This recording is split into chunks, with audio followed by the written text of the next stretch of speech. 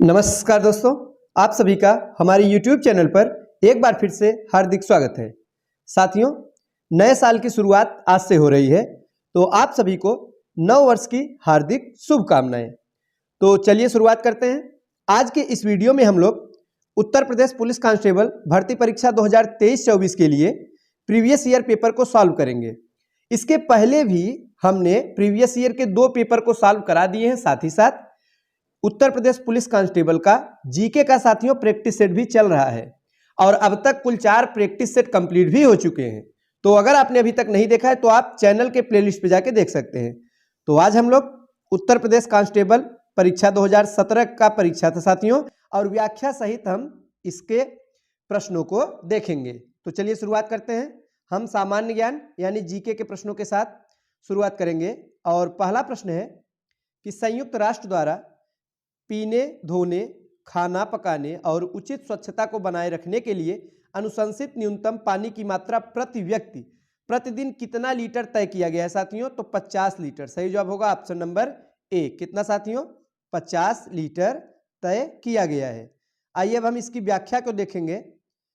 जुलाई 2010 में संयुक्त राष्ट्र महासभा ने स्वच्छ जल की उपलब्धता को एक मानव अधिकार बनाने का प्रस्ताव मंजूर किया और इसमें साथियों क्या किया गया कि प्रति व्यक्ति प्रतिदिन के लिए कितना? तो 50 लीटर की पानी की मात्रा को न्यूनतम अनुशंसित किया है। आइए देखते हैं अगला प्रश्न।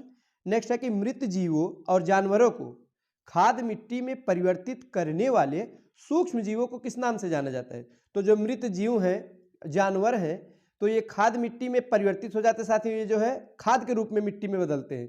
तो जो बदलते हैं, ये जो बदलाव होता है सूक्ष्म जीवों द्वारा होता है। तो उन सूक्ष्म जीवों को क्या कहते हैं? तो साथियों सही जवाब होगा ऑप्शन नंबर डी। अपघटन करने वाले उनको कहा जाता है, डिकम्पोजर्स कहते हैं। तो अपघटक या अपघटन करने वाले कहा जाता है साथियों। इसके अंतर्गत मृतोपजीवी जीवाणु है, प्रोटोजोआ है, कवक यानी फंगस इत्यादि आते हैं। अच्छा, ये करते क्या है साथियों?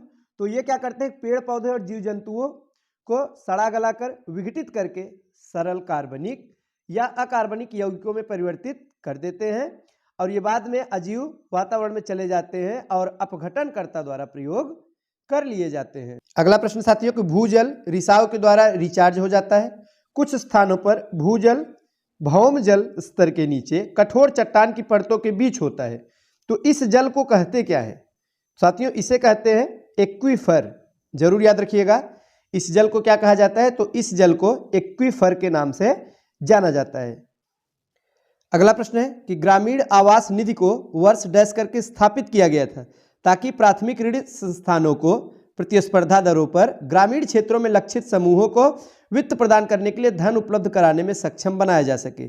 तो कब साथियों? तो 2008-9 में ऐसा किया गया था। सही जवाब होगा ऑप्शन नंबर ए। नेक्स्ट है कि फ्रैंक व्हिटल द्वारा निम्न में से किसका आविष्कार किया गया है? तो साथियों सही जवाब होगा option number D, jet engine. ये जेट इंजन के आविष्कर्ता थे। सही जवाब होगा ऑप्शन नंबर डी। तो जेट इंजन का आविष्कार फ्रैंक व्हिटल ने किया था और जेट इंजन साथियों ये रॉकेट के सिद्धांत पर कार्य करता है। जेट इंजन आसपास की वायु को ईंधन के रूप में उपयोग करता है। आगे कि कश्मीर दी वाजपेयी ईयर्स नामक किताब के लेखक कौन है? तो सही जवाब है option number C, A S. Dulat. तो ये जो पुस्तक है कश्मीर दी वाजपेयी ईयर्स, इसके लेखक हैं ए.एस. दुलत। नेक्स्ट है कि केंद्रीय जीएसटी कानून को भारत के राष्ट्रपति ने कब सहमति प्रदान की है? तो ऑप्शन नंबर डी सही जवाब होगा 12 अप्रैल 2017। साथियों उस समय के करंट अफेयर्स का प्रश्न है, इसे हमें नहीं देखना है। तो हम जो है करंट अफेयर्स के लिए जल्द ही अलग से वीडियो अपलोड करेंगे जो आपके लिए उपयोगी होगा। अगला प्रश्न की सूचना प्रौद्योगिकी संशोधन अधिनियम 2008 27 अक्टूबर डैश करके कब लागू हुआ था? 2009। कब लागू हुआ साथियों? 27 अक्टूबर सन 2009 को लागू हुआ था। अब आइए हम बढ़ते हैं अपने अगले प्रश्न की तरफ। प्रश्न संख्या 10 है कि एक जिला एक उत्पाद योजना के तहत हस्त निर्मित कागज के उत्पादन के लिए उत्तर प्रदेश के किस जिले को चुना गया है? तो जालौन को चुना गया है। Option number B. यह भी करंट अफेयर्स का प्रश्न है और अगला प्रश्न भी उस समय के करंट अफेयर्स का है, तो इसे छोड़ते हुए हम आगे बढ़ेंगे साथियों। और हमारा जो अगला प्रश्न है वो है कि गौतम बुद्ध की मां देवदह राज्य के शासक परिवार से थी जो अब उत्तर प्रदेश के किस जिले में है? तो बस्ती में है। कहाँ पे साथियों? ऑप्शन नंबर सी, बस्ती में। गौतम बुद्ध की माँ का नाम था महामाया। आप सभी एंशिएंट हिस्ट्री में बौद्ध धर्म पढ़े होंगे तो सभी जानते होंगे कि गौतम बुद्ध की माता का नाम था महामाया और वे देवदह राज्य के कोली वंश से संबंधित थे। और ये जो देवदह राज्य है ना, तो वर्तमान समय में प्रेजेंट टाइम में साथियों उत्तर प्रदेश का जो बस्ती जिला है यहीं पर पहले देवदह राज्य था। नेक्स्ट है वाल्मीकि का आश्रम ब्रह्मवर्त में था, जो कि वर्तमान में कहाँ है तो बिठूर में है। यह वर्तमान में किस नाम से जाना जाता है तो बिठूर नाम से जाना जाता है। महर्षि वाल्मीकि आश्रम वह स्थल है जहां पर ऋषि वाल्मीकि ने बैठकर महाकाव्य रामायण की रचना की थी। किस भाषा में साथियों? संस्कृत भाषा में किया था। और इनका आश्रम था ब्रह्मवर्त में, जो कि वर्तमान में बिठूर में स्थित है। नेक्स्ट है कि 1 जनवरी 1845 को उत्तर प्रदेश ने डैश करके नामक हिंदी समाचार पत्र निकाला, जिसे गोविंद रघुनाथ ने संपादित किया था। तो उस समाचार पत्र का नाम क्या था तो बनारस अखबार। सरल प्रश्न है साथियों, जानते रहिएगा, यूपी स्पेशल का प्रश्न है। बनारस अखबार उस अखबार का नाम था। अब आइए हम बढ़ते हैं प्रश्न संख्या 16 की तरफ। 16 है कि जौनपुर के सरकी शासक सुल्तान हुसैन सरकी एक महान संगीतकार थे। उन्होंने डैश करके के तर्ज पर बड़ा ख्याल विकसित किया था। किसके तर्ज पर तो ठुमरी के तर्ज पर। किसके साथियों? प्रश्न का सही जवाब होगा ठुमरी। नेक्स्ट है कि भेड़कुंड, जहां अर्जुन ने द्रौपदी से शादी करने के लिए मछली को निशाना बनाया था, उत्तर प्रदेश के किस जिले में स्थित है? तो महाभारत आप लोग देखे होंगे साथियों, तो उसमें दिखाया गया है कि द्रौपदी की शादी के लिए अर्जुन ने एक मछली की आंख को निशाना बनाया था साथियों। तो वो जो स्थान था वो कहाँ पे है इस समय? तो फर्रुखाबाद में है। वर्तमान समय की अगर बात की जाए तो वो जो जगह है भेड़कुंड, जहां पे अर्जुन ने पांचाल नरेश द्रुपद की पुत्री थी द्रौपदी से शादी करने के लिए मछली की आंख को निशाना बनाया, वर्तमान में फर्रुखाबाद जिले में स्थित है। नेक्स्ट है कि उस ब्रिटिश गवर्नर जनरल का नाम बताएं जिन्होंने भारत में रेलवे का शुभारंभ किया था। तो एक महत्वपूर्ण कार्य था साथियों अंग्रेजों द्वारा भारत के प्रति, और करवाया गया था अपने लाभ के लिए, किंतु उसका बाद में आजादी के बाद भारतीयों द्वारा उसका लाभ लिया जा रहा है। आज भी रेल यात्रा आप सभी करते हैं। तो इसका जो शुभारंभ किया गया था लॉर्ड डलहौजी द्वारा, नाम जरूर याद रखिएगा, लॉर्ड डलहौजी, जो कि भारत में 1848 से 56 तक गवर्नर जनरल रहा। इसके शासनकाल में भारत में पहली बार साथियों 1853 ईस्वी में बंबई से ठाणे के बीच लगभग 34 किलोमीटर रेलगाड़ी चली थी। तो किसके शासनकाल में? लॉर्ड डलहौजी। रेल डाक तार का जनक माना जाता है। आइए देखते हैं अगला प्रश्न। प्रसिद्ध संगीतकार अरविंद पारीख किस संगीत वाद्य यंत्र के साथ जुड़े हुए हैं? तो सितार के साथ जुड़े हुए हैं। किसके साथ साथियों? सितार के साथ जुड़े हुए हैं। नेक्स्ट साथियों S&P BSE इंडेक्स या सेंसिटिव इंडेक्स जिस पर आधारित है उस बास्केट में डैश करके स्टॉक है। तो 30 सही जवाब होगा ऑप्शन नंबर बी। इकोनॉमिक्स का प्रश्न है साथियों। अगला प्रश्न है अनुच्छेद से कि भारतीय संविधान में जो अनुच्छेद 20 है वो किससे संबंधित है? तो दोष सिद्ध के संदर्भ में संरक्षण से संबंधित है। हमारा सही जवाब होने वाला है ऑप्शन नंबर बी।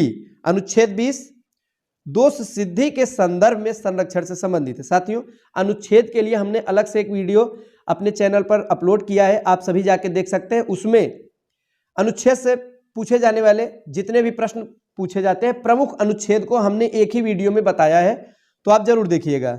तो आइए देखते हैं इसके अंतर्गत 3 प्रकार के प्रावधान किए गए। क्या क्या है? पहला कि किसी भी व्यक्ति को एक अपराध के लिए केवल एक बार सजा मिलेगी। कितनी बार? केवल एक बार।